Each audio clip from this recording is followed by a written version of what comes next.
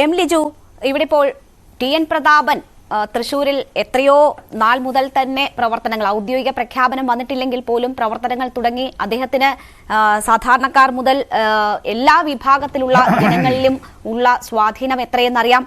അദ്ദേഹം ഏതാണ്ട് വിജയം ഉറപ്പിച്ച തരത്തിൽ ഉള്ള പ്രവർത്തനങ്ങൾ അവിടെ നടത്തിക്കൊണ്ടിരിക്കുമ്പോഴാണ് അവസാന നിമിഷം പത്മജയുടെ പേര് പറഞ്ഞ് ഇങ്ങനെ ഒരു ട്വിസ്റ്റ് ഉണ്ടാകുന്നത്.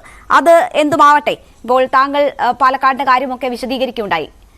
കെ.സി. വേണുഗോപാൽ ആലപ്പുഴയിലേക്ക് വരുന്ന ഒരു സാഹചര്യമുണ്ടല്ലോ. അപ്പോഴുണ്ടാകുന്ന രാജ്യസഭാ സീറ്റ് നഷ്ടപ്പെടുന്ന ഒരു സാഹചര്യം ഉണ്ടായാൽ അതിനെ നിങ്ങൾ എന്തു പറഞ്ഞ് നേരിടും? അവിടെ വേണമെങ്കിൽ നിങ്ങൾക്കൊരു വിട്ടുവീഴ്ച ചെയ്യാമായിരുന്നു. CPM കഴിഞ്ഞ തവണ നേടിയ ഒരു സീറ്റാണ്.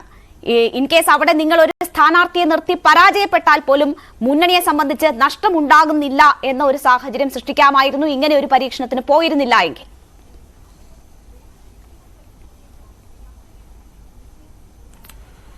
ആലപ്പുഴ ഞങ്ങൾക്ക് കഴിഞ്ഞ തവണ എനിക്ക് കുറച്ച് കാര്യങ്ങൾക്ക് ശ്രീ സമ്പത്തിനും ശ്രീ ജയസൂര്യയ്ക്കും മറുപടി പറയാനുണ്ട്. പക്ഷെങ്കിൽ ഇതും രണ്ടു ചോദിച്ച ഈ ചോദ്യത്തിന് മറുപടി പറഞ്ഞതിന് ശേഷം ഞാനതിന് മറുപടി പറയാമെന്നാണ് ആഗ്രഹിക്കുന്നത്.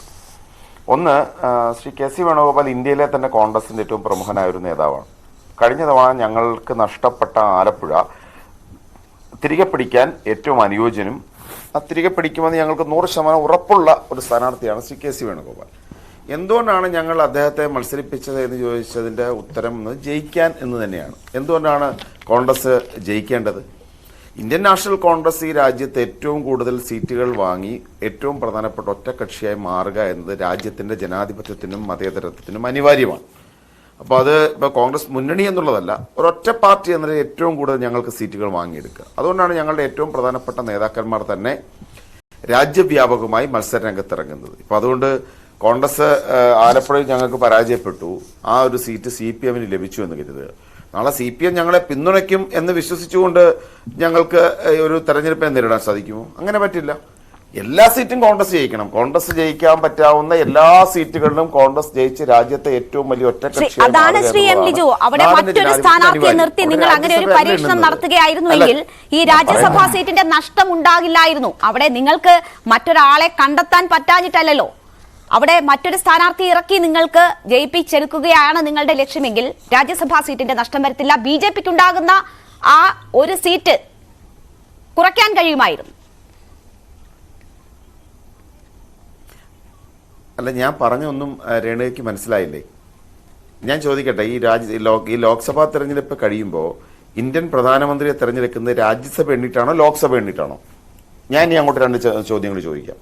രാജ്യസഭ എണ്ണിട്ടാണോ ലോക്സഭ എണ്ണിട്ടാണോ ലോക്സഭ ഈ രാജ്യത്തിന്റെ ക്യാബിനറ്റ് രൂപീകരിക്കാൻ പ്രധാനമന്ത്രിയായി ഒരാളെ സത്യപ്രതിജ്ഞ വിളിക്കുന്നത് ഏറ്റവും വലിയ ഒറ്റക്കക്ഷി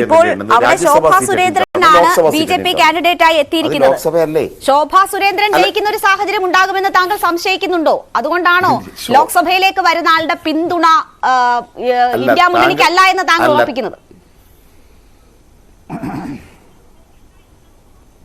അല്ല, രേണുകയ്ക്ക് ഒന്നുകിൽ കേൾവിയുടെ എന്തോ പ്രശ്നമുണ്ട്, ഞാൻ ആക്ഷേപിക്കുകയാണെന്ന് കരുതരുത്.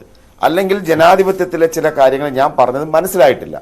അതായത് കോൺഗ്രസ് എന്ന് പറയുന്ന പാർട്ടി ഈ രാജ്യത്ത് ഒരാളെ പ്രധാനമന്ത്രി സ്ഥാനത്തേക്ക് വിളിക്കുന്നത് ഏറ്റവും വലിയ ഒറ്റക്കക്ഷിയുടെ പ്രതിനിധിയാണ്. നാളെ കോൺഗ്രസും BJPയും തമ്മിൽ ഒരു സീറ്റിന്റെ വ്യത്യാസത്തിൽ BJPക്കാണ് കോൺഗ്രസിനേക്കാൾ സീറ്റ് കൂടുതലെങ്കിൽ പ്രധാനമന്ത്രി സ്ഥാനത്തേക്ക് ക്ഷണിക്കുന്നത് തീർച്ചയായിട്ടും നരേന്ദ്രമോദി ആയിരിക്കും, അല്ലെങ്കിൽ BJP ആയിരിക്കും എന്ന കാര്യത്തിൽ രേണയ്ക്ക് വല്ല സംശയമുണ്ടോ? അപ്പോൾ അത്തരമൊരു സാഹചര്യത്തിൽ ഞങ്ങളെ സംബന്ധിച്ച് ഞങ്ങളെ നാളെ ആരെങ്കിലും പിന്തുണച്ചേക്കും എന്ന് കരുതി അവരുടെ സ്ഥാനാർത്ഥിക്ക് ജയിക്കാൻ അവസരം ഉണ്ടാക്കുന്നതാണോ ശരി? ഞങ്ങൾക്ക് പരമാവധി സീറ്റ് ലഭിക്കാൻ ശ്രമിക്കുന്നതാണോ ശരി? ഞങ്ങൾ ആ ഫസ്റ്റ് ഓപ്ഷനാണ് എടുത്തത്. ഇന്ത്യയിൽ ഏറ്റവും കൂടുതൽ സീറ്റുകൾ വാങ്ങി ഒറ്റയ്ക്ക് രാജ്യത്ത് ഈ രാജ്യത്ത് ജനാധിപത്യവും മതേതരത്വവും സംരക്ഷിക്കാനുള്ള പോരാട്ടത്തിൽ ഒറ്റയ്ക്ക് വരണം. അല്ല, ഞാൻ ക്ഷമിക്കേണ്ട കാര്യമൊന്നുമില്ല. ഞാൻ പറഞ്ഞതിനെ മനസ്സിലാക്കിയാൽ ഒന്ന് പേഷ്യന്റ് ഹിയറിംഗിന് വിധേയമായി കഴിഞ്ഞാൽ തീർച്ചയായിട്ടും ഞാൻ പറയുന്നത് കേൾക്കുമെന്നാണ് കരുതുന്നത്. ഞങ്ങളുടെ ആർഗ്യുമെന്റ് ഇതാണ്. കോൺഗ്രസിനെ സംബന്ധിച്ച് ലോക്സഭാ സീറ്റുകളുടെ എണ്ണം വർദ്ധിപ്പിക്കുന്നതാണ് ഞങ്ങൾക്ക് ഈ രാജ്യത്ത് ഒരു മതേതര സർക്കാർ ഉണ്ടാക്കാൻ ഏറ്റവും അനിവാര്യം. അവിടെ ഒരു കോംപ്രമൈസ് ഞങ്ങൾ തയ്യാറല്ല. ഞങ്ങൾ കിട്ടുന്ന ഒരു സീറ്റുകൾ പോലും വിട്ടുവീഴ്ചയ്ക്ക് ഞങ്ങൾ തയ്യാറല്ല. അതുകൊണ്ടാണ് ഏറ്റവും വലിയ കക്ഷിയാകാൻ വേണ്ടി തന്നെയാണ് ഞങ്ങളുടെ ഏറ്റവും ഷുവർ ബെറ്റുകളായ നേതാക്കന്മാരെ ഈ ലോക്സഭാ തെരഞ്ഞെടുപ്പിൽ മത്സരിക്കുന്നത്. അപ്പോൾ ആ കാര്യം ക്ലിയർ ആയത് കരുതുന്നു. രാജ്യസഭാ സീറ്റ് എണ്ണിട്ടല്ല രാജ്യത്ത് പ്രധാനമന്ത്രിമാരെ ക്ഷണിക്കുന്നത്. അതൊരു സെക്കൻഡറി കേസാണ്. രാജ്യത്തിന്റെ ജനാധിപത്യം സംരക്ഷിക്കാനുള്ള പോരാട്ടത്തിൽ ലോക്സഭ തന്നെയാണ് ഫസ്റ്റ് പ്രിഫറൻസ്. അതാണ് ഞങ്ങളുടെ മറുപടി. രണ്ടാമതൊരു കാര്യം, നേരത്തെ ബഹുമാനായ ശ്രീ എ സമ്പത്ത് എന്നോടൊരു ചോദ്യം ചോദിക്കുന്നത് കേട്ടു. അദ്ദേഹത്തിന് ഈ ബേപ്പൂരെയും മറ്റും സ്ഥാനാർത്ഥി ആരായിരുന്നു, അത് ആരുടെ പാർട്ടിയായിരുന്നു സംശയം. അത് കോൺഗ്രസിൻ്റെതായിരുന്നു. എനിക്ക് മറ്റൊരു സംശയമുണ്ട് ശ്രീ സമ്പത്ത്.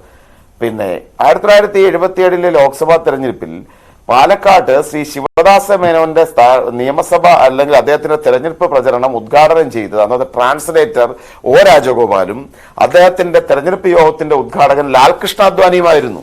ശരി, അങ്ങ് ഉദുമയിൽ കാസർഗോഡ് KG മാരാറിന് വേണ്ടി നിങ്ങൾ പൊതു പ്ലാറ്റ്ഫോം ആയിരുന്നു. അപ്പൊ ആ ഉദ്ഘാടനം അത് ആരുടേതായിരുന്നു? ആ ശിവദാസ മേനോൻ അദ്വാനിയുടെ സ്ഥാനാർത്ഥിയായിരുന്നു രൂപം പ്രാപിക്കുന്നതിന് മുൻപുള്ള കാര്യമാണല്ലോ. നമുക്കിനി 10 മിനിറ്റാണ് അവശേഷിക്കുന്നത്. ഞാൻ ഇടപെടുകയാണ് ശ്രീ